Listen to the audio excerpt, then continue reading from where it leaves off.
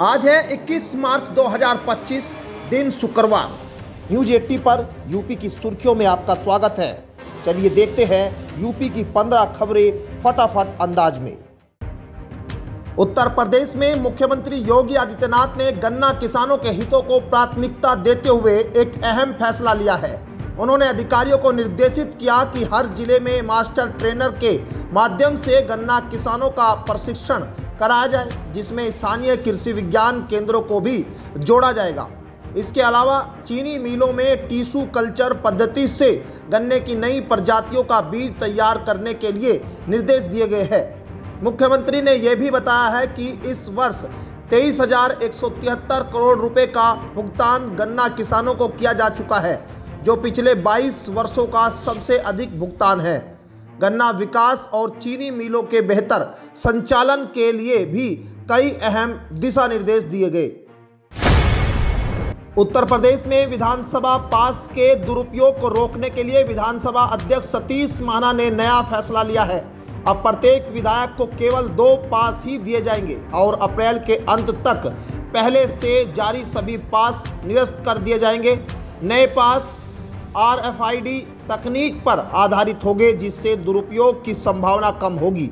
इससे विधायक केवल टोल पर छूट का लाभ उठा सकेंगे जब वे खुद गाड़ी में होंगे।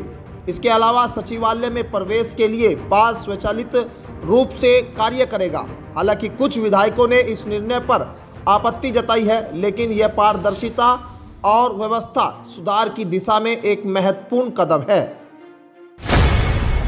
उत्तर प्रदेश में तेजी से बढ़ते तापमान को देखते हुए मुख्यमंत्री योगी आदित्यनाथ ने हीट वेव से बचाव के लिए अधिकारियों को सतर्क रहने के निर्देश दिए हैं। उन्होंने विशेष रूप से जंगलों में आग लगने की घटनाओं को रोकने और जानवरों की सुरक्षा सुनिश्चित करने पर जोर दिया।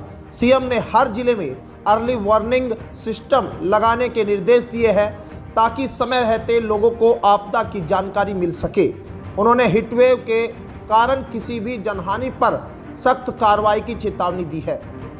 उन्होंने सभी तहसीलों और जिलों को सतर्क रहने, वन विभाग को जानवरों के लिए पेयजल की व्यवस्था करने और शरारती तत्वों पर कड़ी कार्रवाई करने के निर्देश दिए हैं।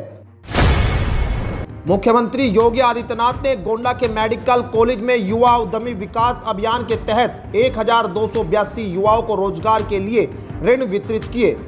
उन्होंने कहा कि किसी भी राष्ट्रीय की ताकत उसके युवाओं की प्रतिभा, ऊर्जा और अनुशासन से आंकी जाती है।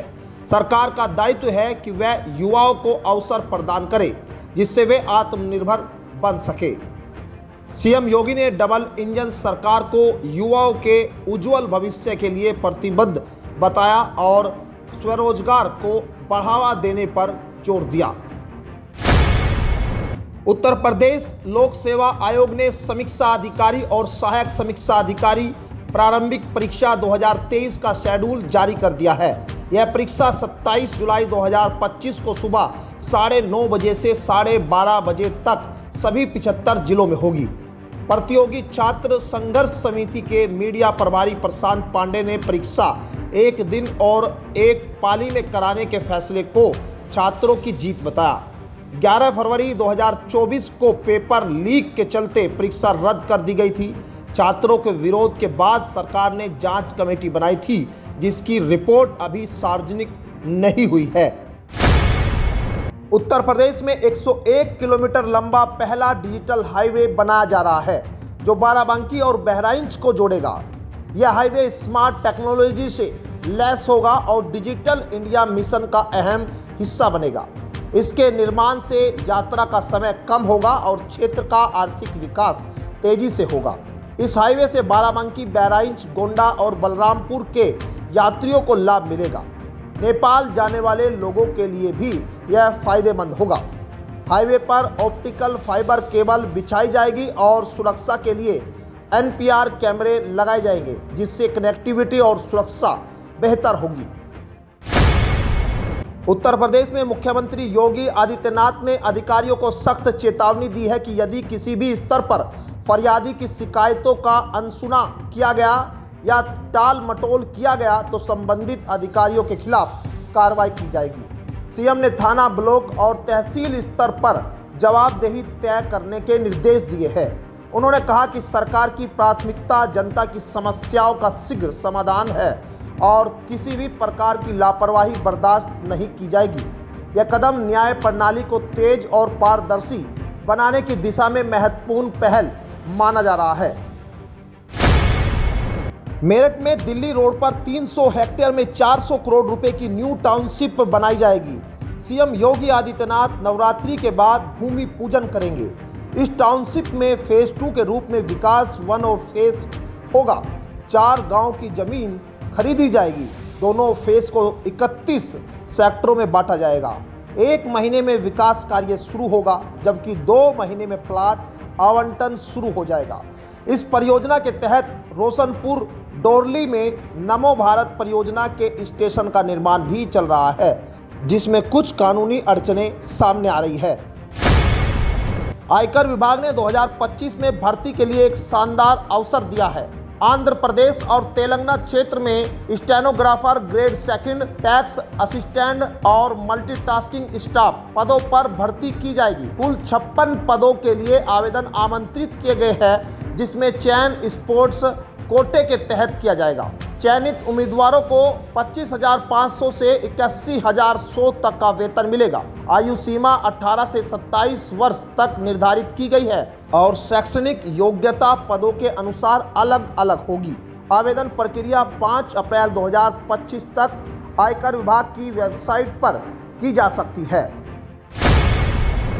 उत्तर प्रदेश सरकार ने राज्य में टेक्सटाइल उद्योगों को बढ़ावा देने के लिए मुख्यमंत्री वस्त्र परिधान पार्क योजना के तहत 10 नए टेक्सटाइल पार्क स्थापित करने की घोषणा की है। इन पार्कों से 8,000 करोड़ रुपए का निवेश आएगा और 40,000 लोगों को रोजगार मिलेगा। मुख्यमंत्री योगी आदित्यनाथ की अध्यक्षता में शनिवार को ताज होटल में इन्वेस्टर्स समिट का आयोजन किया गया था, जहां राज्य सरकार की नीतियों के बारे में जानकारी दी गई थी। इन पार्कों की स्थापना कानपुर, मेरठ, गोरखपुर और अन्य जिलों में की जाएगी, जिससे प्रदेश को टेक्सटाइल उद्योग का हब बनाने की दिशा में महत्वपूर्ण कदम उठाया जाएगा। उत्तर प्रदेश में 7500 करोड़ की लागत से ऑर्बिटल रेल कॉरिडोर परियोजना शुरू होगी, जिसका सर्वे 8 महीने में पूरा होगा। इस 170 किलोमीटर लंबे कॉरिडोर से कानपुर, अयोध्या, शाहजहांपुर, मुरादाबाद, सीतापुर और बाराबंकी जैसे प्रमुख जिले जुड़ेंगे। परियोजना से प्रमुख रेलवे स्टेशनों जैसे चारबाग, ऐशबाग और लखनऊ जंक्शन पर ट्रेनों के दबाव को कम किया जाएगा। इसके अलावा लॉजिस्टिक पार्कों का भी निर्माण किया जाएगा। 2031 तक इसे पूरा करने का लक्ष्य रखा गया है। इससे रेलवे की क्षमता बढ़ेगी और ट्रेनें समय पर चल सकेगी। केंद्रीय परिवहन मंत्री नितिन गडकरी ने इलेक्ट्रिक कारों की कीमतों को लेकर बड़ा ऐलान किया है। उन्होंने कहा कि अगले 6 महीने में इलेक्ट्रिक कारों की कीमतें पेट्रोल कारों के बराबर हो जाएगी। इस बदलाव से इलेक्ट्रिक वाहनों की पहुंच आम लोगों तक आसान होगी, क्योंकि वर्तमान में पेट्रोल कारों की तुलना में इनकी कीमत अधिक है। गडकरी ने यह भी बताया कि सरकार ईवी को बढ़ावा देने के लिए काम कर रही है, ताकि पेट्रोलियम आयात में कमी आए। उत्तर प्रदेश में अपराध अनुसंधान प्रणाली को और अधिक प्रभावी बनाने के लिए योगी सरकार ने एक अहम कदम उठाया है। अब एक अपराध शाखा अपराध अनुसंधान विभाग को अब क्राइम इन्वेस्टिगेशन डिपार्टमेंट CID के नाम से जाना जाएगा। यह बदलाव विभाग की कार्यप्रणाली को सरल और पारदर्शी बनाने के लिए किया गया है। CID का काम अपराधों की गहनता से जांच और फोरेंसिक विश्लेषण और संगठित अपराधों की जांच करना है। नाम बदलने से विभाग की पहचान और कार्यप्रणाली में स्पष्टता आएगी, जिससे आम लोगों और पुलिस कर्मियों को भी बेहतर समझ में मदद मिलेगी। हालांकि प्रशासनिक कार्यवाही पहले की तरह जारी रहेगी। उत्तर प्रदेश में मुख्यमंत्री योगी आदित्यनाथ ने गरीब और वंचित वर्ग के छात्रों की बेहतर शिक्षा के लिए एक अहम फैसला लिया है। उन्होंने अभ्युदय योजना के तहत राज्य के विश्वविद्यालयों और कॉलेजों के शिक्षकों को भी कोचिंग से जोड़े जाने का निर्देश दिया है। इसके तहत गरीब छात्रों को प्रतियोगी परीक्षाओं की तैयारी के लिए मदद मिलेगी। इसके अलावा आदर्श ग्राम योजना के तहत 10,384 गांव का चयन किया गया है, जिसमें अनुसूचित जाति बहुल गांव को प्राथमिकता दी जाएगी। मुख्यमंत्री ने छात्रावासों में सुविधाएं बढ़ाने और सुरक्षा पर भी ध्यान देने के निर्देश दिए हैं, ताकि छात्रों को बेहतर माहौल मिल सके। देश भर में मौसम में बदलाव जारी है। मार्च के अंत तक गर्मी अपने चरम पर होगी, लेकिन फिलहाल कहीं बारिश तो कहीं ओले गिर रहे हैं। आईएमडी के अनुसार उत्तर भारत में 21-22 मार्च को पश्चिमी विक्षोभ के कारण जम्मू कश्मीर, हिमाचल और उत्तराखंड में बारिश की और बर्फबारी की संभावना है, जिससे तापमान गिर सकता है। हरियाणा, पंजाब, दिल्ली, एनसीआर, यूपी, राजस्थान और बिहार में बारिश और तेज आंधी का अनुमान है। बिहार, यूपी में आकाशीय बिजली और ओलावृष्टि का अलर्ट जारी है। 23 मार्च तक बारिश जारी रहने की संभावना है, जिसके बाद लू का प्रकोप बढ़ेगा। वहीं प्री मानसून से महाराष्ट्र और बंगाल में राहत के संकेत है।